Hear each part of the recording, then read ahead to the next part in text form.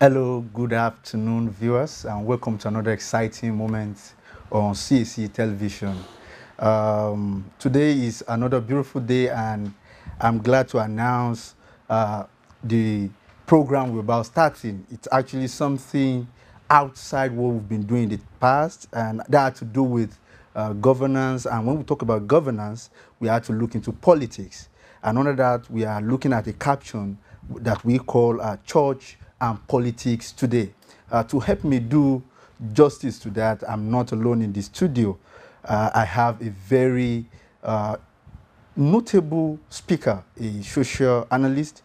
Before I give you all the details about him, before I introduce my guest, let's go on a quick break.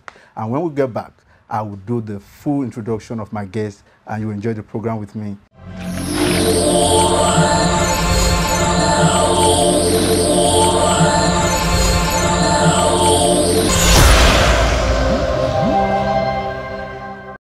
Welcome back.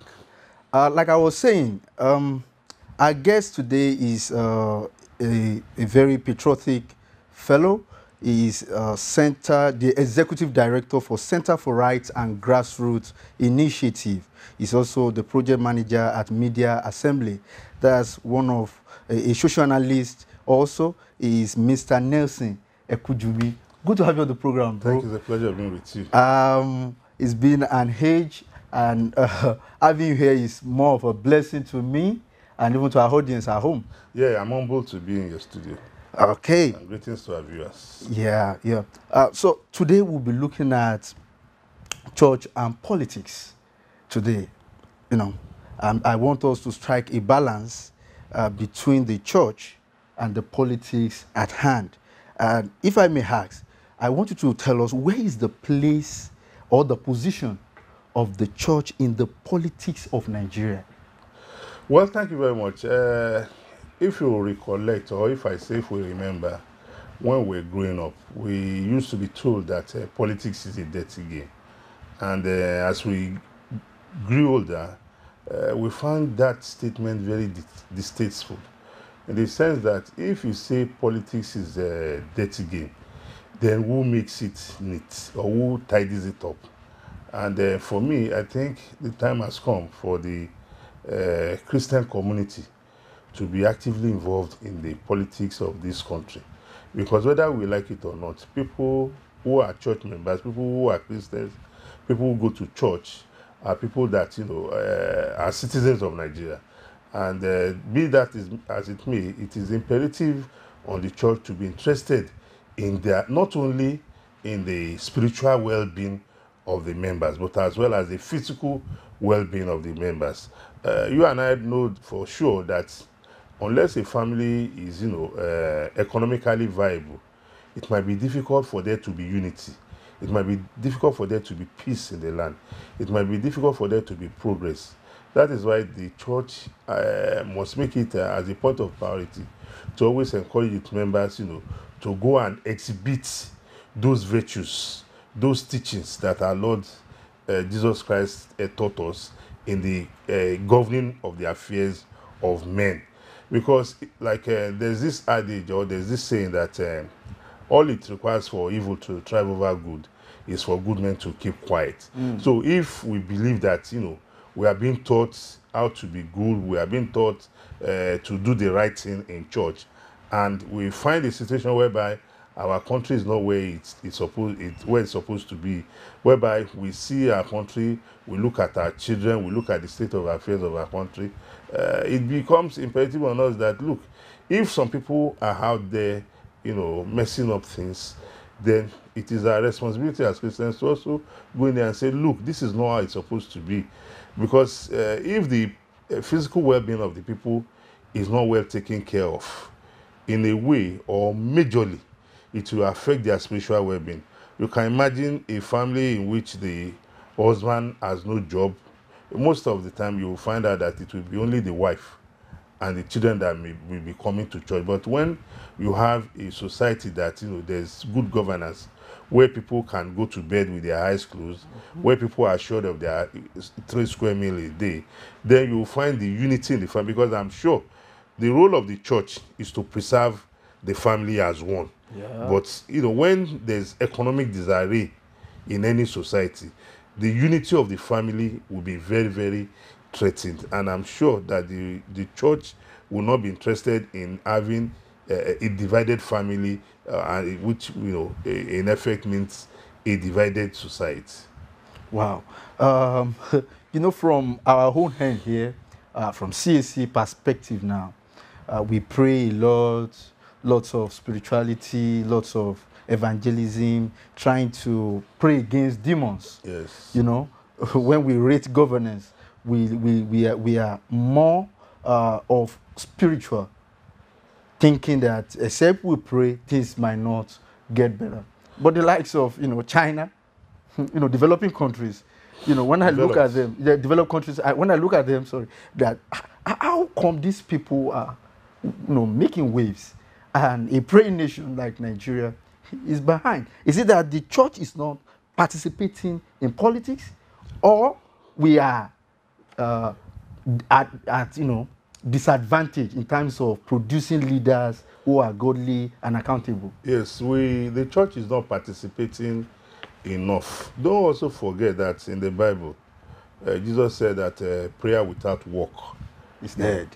So it is imperative on the church to ensure that, in as much as the church is praying fervently, the physical well-being must also be taken care of. And the physical well-being has to do with the governance, has to do with the economic prosperity of members.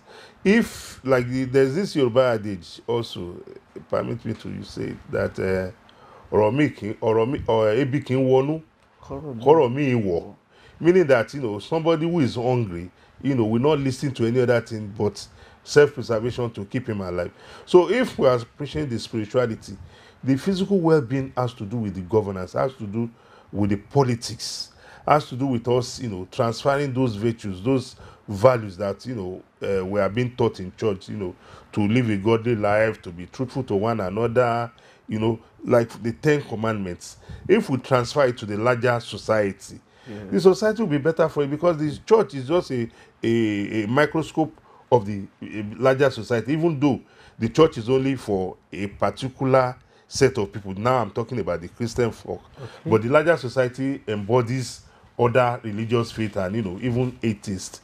So if the church is interested in, we are being taught to be good to one another, and we find out that those who are ruling us, or those who are involved in politics, are not exhibiting these characters, are not putting it into practice, and we know that these values, these virtues that we have been taught, it is the only way that we can have an orderly society. It is the only way we can have a peaceful society. So it behoves on us that those things that we know we are taught, that we know can move our society forward, that we know can make even the church to prosper, then it is our responsibility to to move into that area of human affairs, because the church should not be about spirituality alone. Like I said earlier, the church should also be concerned about the physical well-being of its members, because if the members are not economically sound, a lot of times you find out that it will go against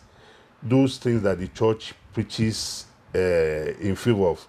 For example, a lot of times you see us come to the church solemnizes marriages. Yes. So if there is no economic well-being, that role that the church has played will always be torn apart by the larger society. That is just an instance of why it is imperative on the church to be interested in the political affairs of its people.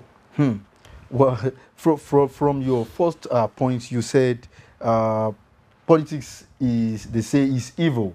Yes, they say the politics is dirty. Politics is dirty. Politics is this. Yeah. Now, how do we preach otherwise? How do we come to say no? It isn't. It isn't evil.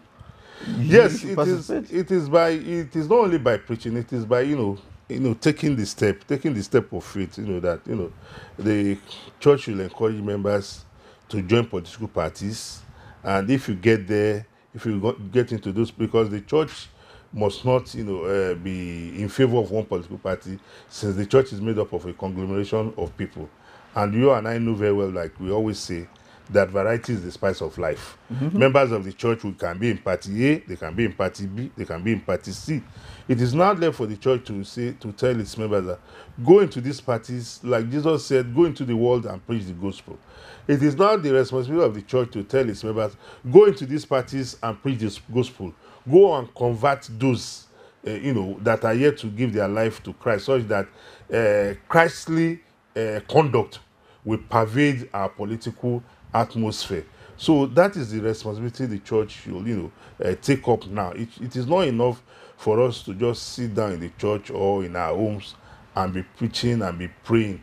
Because if we are preaching and praying and we are not putting into practice, like Jesus said, that prayer without work, then we'll be dancing around in circles.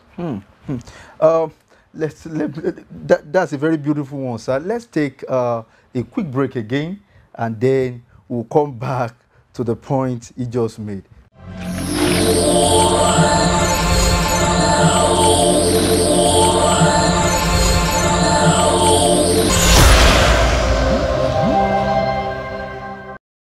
Welcome back. If you are just joining us, it is church and politics today that we are talking about right now, and Mr. Nelson Ekujumi is doing justice to that title. He has made quite some beautiful points on how the church should participate in the politics today. And to take us further, so Mr. Nelson, I want you to look into this situation.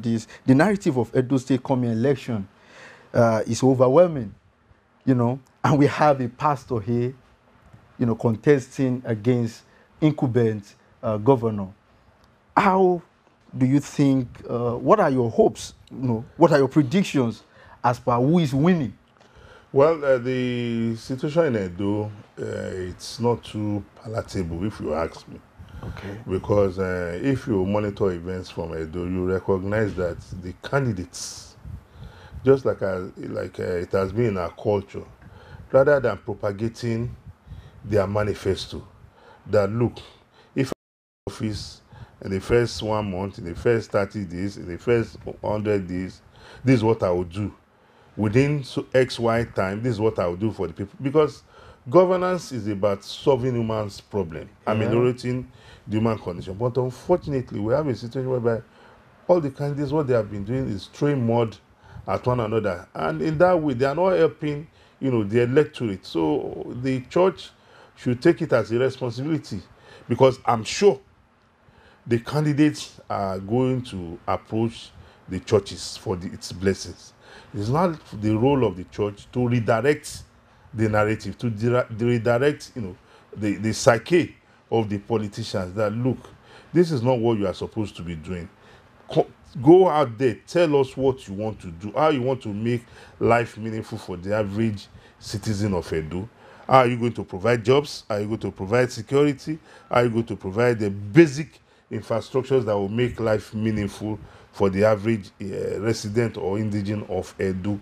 So I think the church owes us that responsibility to help, redirect the narrative, because the topic we are addressing this today is about the church and politics.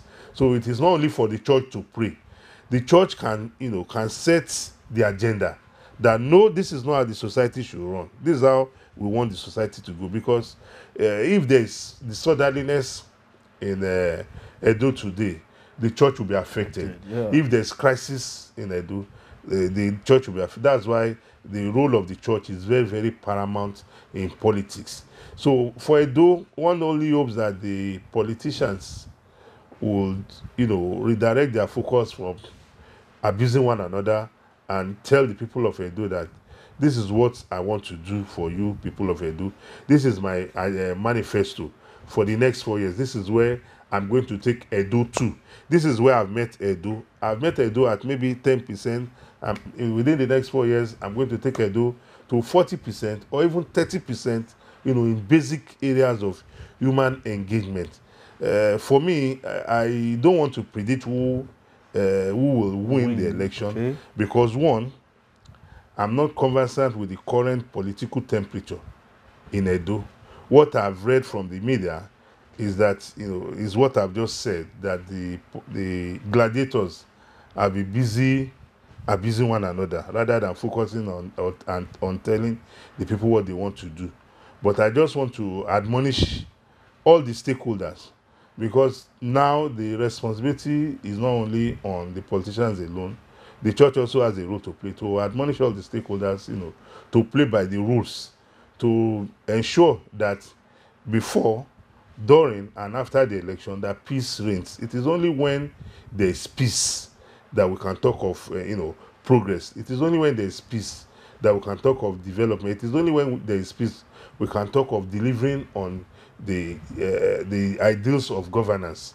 So the candidates, the voters, the political parties, the civil society organizations, the electoral umpire, and the church.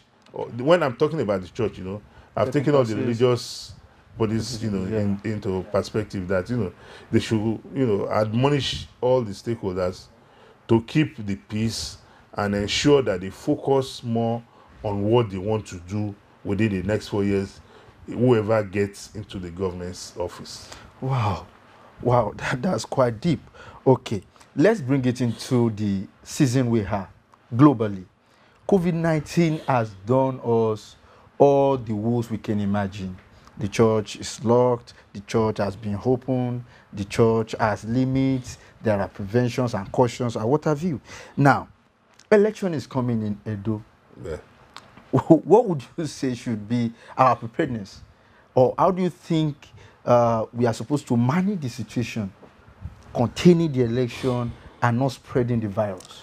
Yes, the National Center for Disease Control, as well as the Presidential Task Force on COVID-19, has interfaced with the electoral umpire, and they have, come together to issue some guidelines. Okay. And part of those guidelines they issued was that they admonished the parties to do less of outdoor campaigns, because when the parties organize rallies, it brings in a lot of people. Yeah. And one of the ways of spreading coronavirus is when people come together, unprotected and what have you. And the INEC is also encouraging voters that when you are going to the voting points, please put on your face mask. You must recognize that the responsibility to prevent the spread of COVID-19 or coronavirus is one's individual responsibility. You don't need to be told that you should keep safe. But unfortunately, again, I've said it on several media channels, I've never seen a society where people distrust even when they see the truth. People will tell you, oh, have you seen anybody have COVID? And I'll ask them, those people that you had on radio or TV that have died, do you think they are mere information that it is not real? So the conduct, the attitude of our people with regards to coronavirus is not encouraging at all. You go to some markets and I'll ask myself, in fact, at times I'll just stop by the way and I'll ask, please, is it that there's no more coronavirus? Why are we like this? Is it until we suffer the calamity of huge numbers?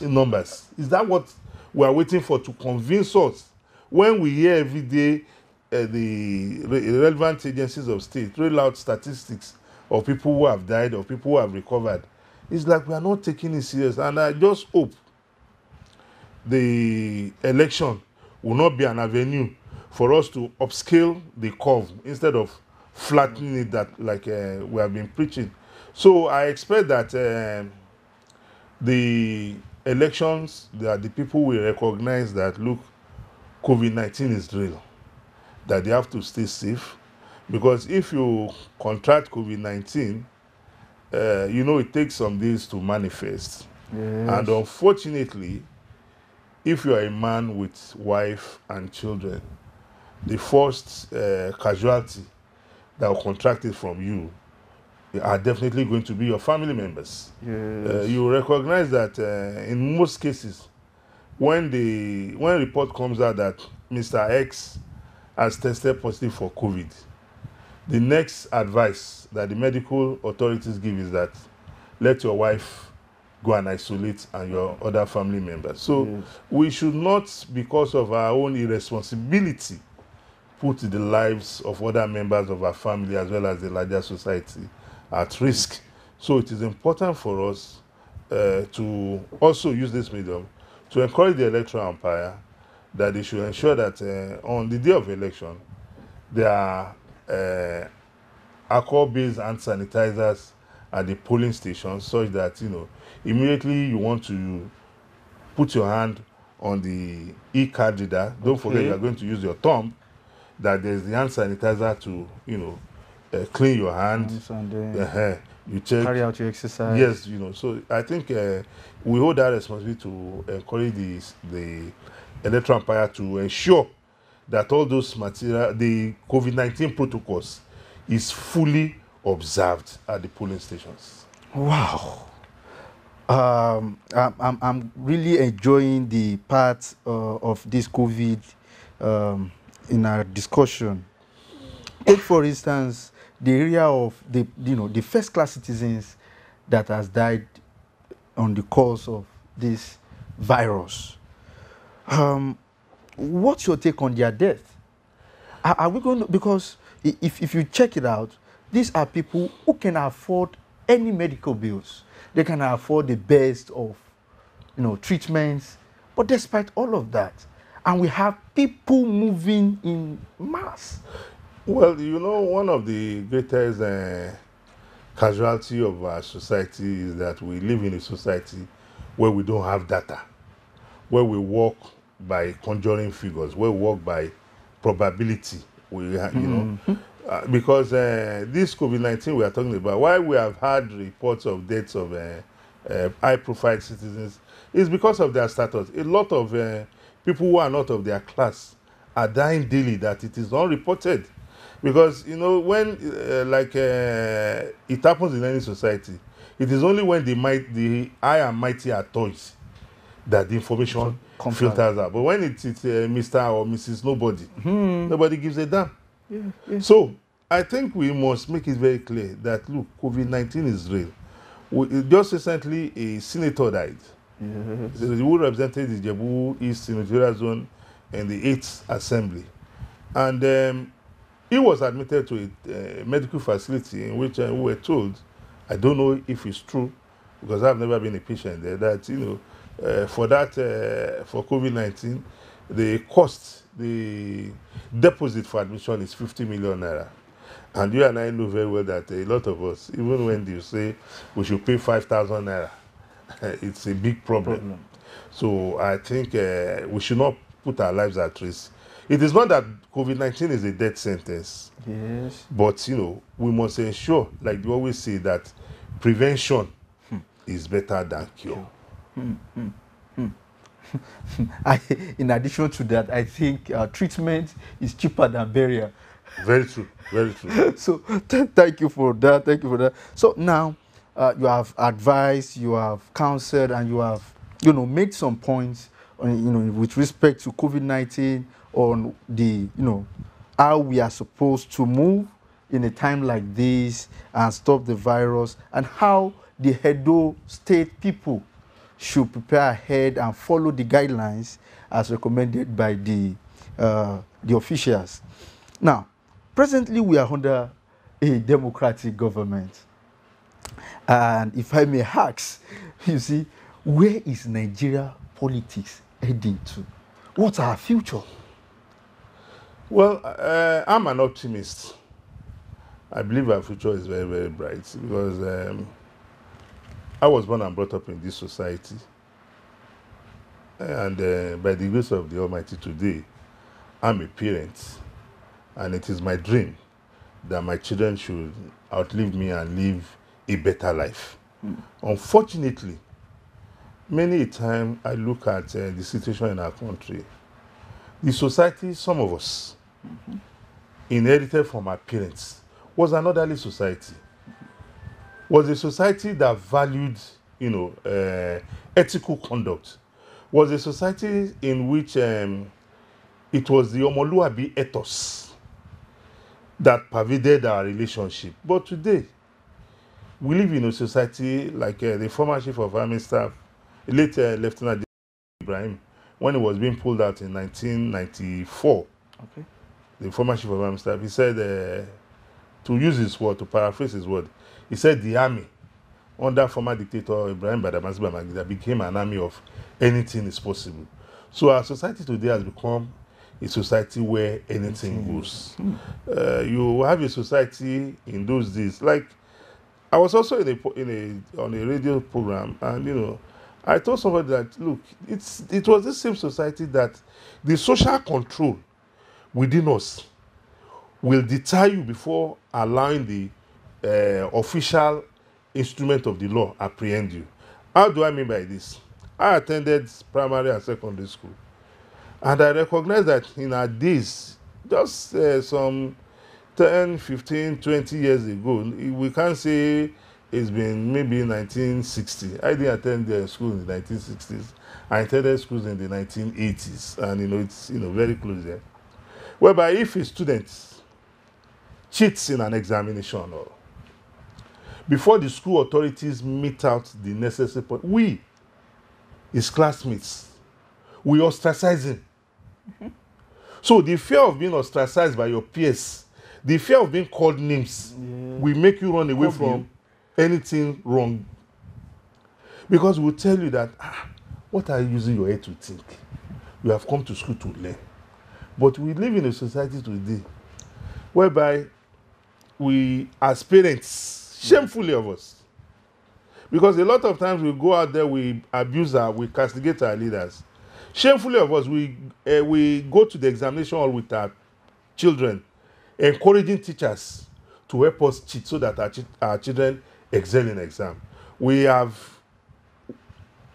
inadvertently tried to destroy the foundation of our children, and it is sad. They call that special centers. There were, in our days, there were no special centers, and it is so bad that when we go to somewhere and we want something, and we are giving the guidelines, and people still go far to say, "Is there nothing we can do?" Your child want to enter the university. They said it is 5 credits. Your child has 4 credits.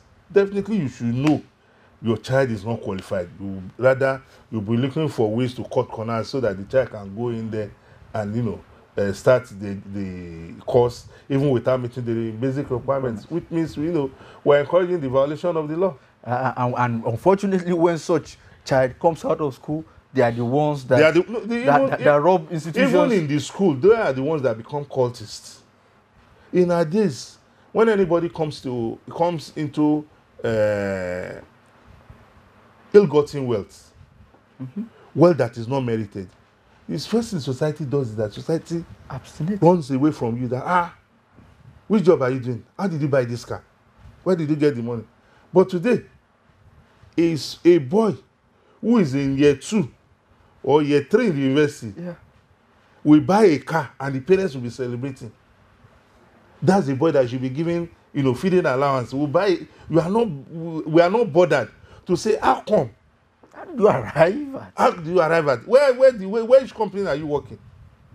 How do you come about this sudden wealth? So it's unfortunate that that's where we are today. But in as much as we're in this mess for now, like I always say that there's this saying that no condition is permanent. Yes. But it is our responsibility, if we want to live a better society for those coming behind us, for us to work towards it. And that is why whenever we see anything that is going wrong, we should speak out against it. It is not enough for us to adopt this attitude of, I don't see, we put our eyes off. That is one of the greatest problems affecting this society, where somebody will say, oh, it is not my child, it doesn't concern me. I remember there's also this saying that ìka kan ló ń bí ọmọ, ìgbà ọwọ́ ló ń tọ́. Only one man and one woman gives birth to a child, but it is the community. Because if that child becomes a problem, that problem will affect the whole community and not only his parents. So I think the time has come for us to look at how our parents, our fathers lived in the past, and they had a peaceful life, and ensure that this fire brigade life that we live, that we get out of it. And we can only do it if we put our hands to the plow, and not just by, turning the blind eye. Oh, it doesn't concern me. No, it will concern you one day, because the negativity of such acts will rub off. If it doesn't touch you directly, it will touch you indirectly. Maybe it's one young boy in the society that you have known. It could affect him. And as a parent, we all know how it feels. Interesting. Let's talk to our people at home. At the moment we are talking, we're having beautiful time on CSC television, and the discussion centers on church and politics today. Mr. Nelson Ekujumi here has been giving us quite some brilliant response as per how church and politics relate, and as you know, as it is, COVID-19 is a very bad one. But even at that, man must survive. And we have been, looking at how the church can survive in a time like this, how the government rules and all of that can flow in together with the church, and we can make a progress in our living. Let's go on a quick break. When we return, I will take it further in the program.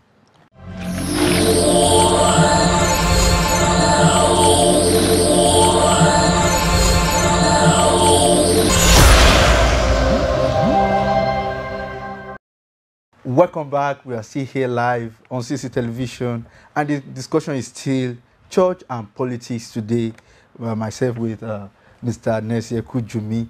So let's take it further from where you stopped. Let's take it this way.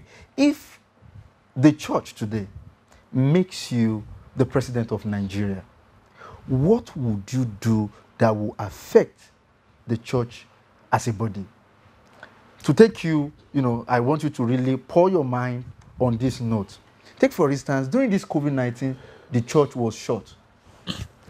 At one point, the government parastatals were hissed off and were asked to come out and start working. Some other brands too and firms, started opening, and the market too was working. But the church was shut, and the church people began to protest in their homes that they should release us. And we should not forget, the church has people earning by its administrative, there are people who earn the church secretary, the church administrative staff, like keyboardists, some of them are paid. The church even, have stationaries, stores, and what have you. People like that, what is the government thinking? I haven't allowed the lockdown to stay this long. We thank God they just is this last week. Lagos did last week, and Ogun State did this week. So in your whole part, what would you do?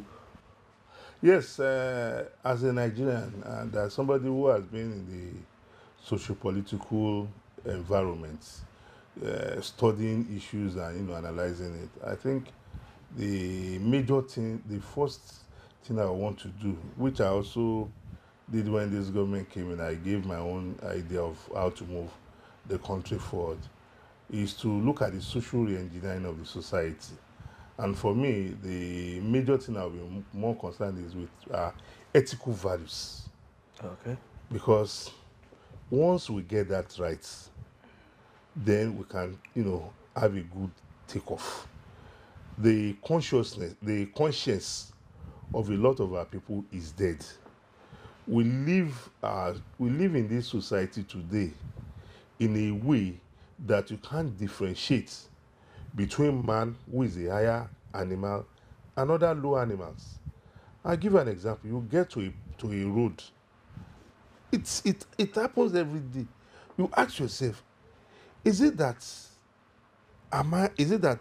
we are all mentally challenged? You get to a road. There's a traffic. Yeah. A car is coming from the other end of the road. If you move, you block that traffic from going. But the average Nigerian driver will drive and ensure that, look, no, if I'm not going, you are not going. A lot of times when you listen to the federal road safety officials advice on road traffic, They always tell you that the road is meant for everybody. Nobody is going to pass on the road and then roll the road like a mat and put in your boot. So we do that on a regular. So for me, I think the major thing is for us to invigorate mechanism whereby we can talk to our conscience that, look, the way we are living in this part of the world is not the way life is meant to. Life is so easy, but we have made it like a hell for ourselves by our conduct. The government builds a road. The government provides electricity. Some persons will go there and vandalize. Somebody will just, on his own, take measures that will put the life of a whole community at risk. So a lot of times, the problems in this country are man-made, man-created problems. So for me, I'll be talking more to our conscience. I'll be talking more about our value reorientation. It is very, very key. When we have the right value orientation, then we can begin to address a lot of our problems. And even a lot of our problems will begin to, will be getting solved. When we have the value orientation that, look, this table belongs to the community, I should ensure that this table does not get spoiled. I should not just get to this table and use a blade, to scrape off the covering, because it costs money, and that money is not only my own money. And even if it is my money alone, that money is a product of labor. So that is my major area of concern. That is one area where, if we do that, we will lessen the role of the church, in advocating change in the society. Because when we have this value orientation that, look, do unto others as I want them to do unto me, I'll be very much afraid of causing harm to the other person. Then you talked about the measures the government adopted with regards to the COVID-19. Well, unfortunately, COVID-19 was a novel pandemic. Okay. It has never happened anywhere in the world. And what countries did in conjunction with the WHO, World Health Organization, was that they were learning from each other. It has not happened before that you look at, when it happened in 50 years ago, this was the measures adopted to curb it. These measures of lockdown, gradualism, was what pervaded the global space. The church, why the church was almost about the last to open now, was because the health authorities recognized the intermingling in the church. The intermingling in the church is such that you can't go to the market and say, hold your hands, let's pray. Okay. You can't go to the market and say, let us clap for Jesus. So those actions, those conducts that would aggravate the spread of COVID-19 is very, very much prevalent in the church. Those are the things they have looked into. They recognize the fact that people are working in the church that are earning means of livelihood. Don't also forget that a lot of businesses, even as we speak, airlines, the aviation industry just reopened. Yeah. The entertainment industry, the event centers, the schools, a lot of times is much. I've even teamed up with some of my colleagues that we should advocate that government should provide palliatives for private schools, because I know teachers, cleaners, security men in private schools who have not collected a kobo since March of 2020.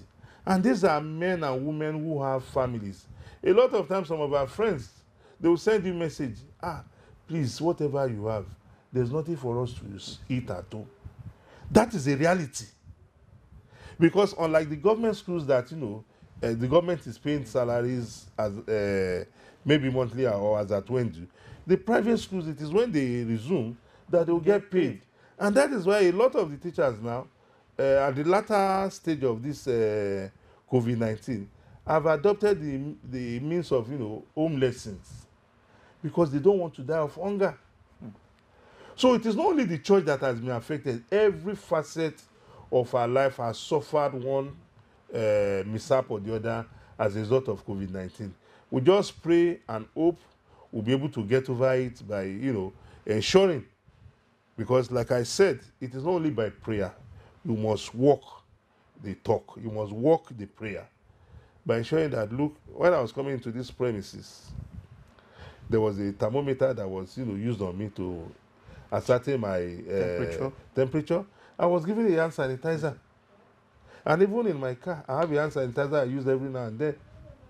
So it is important for us to recognize that COVID-19 has come. How we manage it lies with us. Wow. Thank you very much, Mr. Nese Kuchumi. We are happy and very glad to have you on the program today. It's a pleasure. We thank God how far we have come in the program today, and we have actually come to the end of today's program. We believe when next we call you, you will be so happy to answer our call. By the grace of the Almighty. So, beautiful viewers around the world, we thank you. Those of you that are staying tuned, thank you for watching this program. And please, let's take cautions. Let's take this season seriously and beyond. Let's be conscious of our health. Let's be conscious of what to do part-time. And let's be conscious of politics. Politics is not evil. It is the evildoers that are evil, even outside politics. Yes. So politics is something you and I should partake of, and we should make God proud.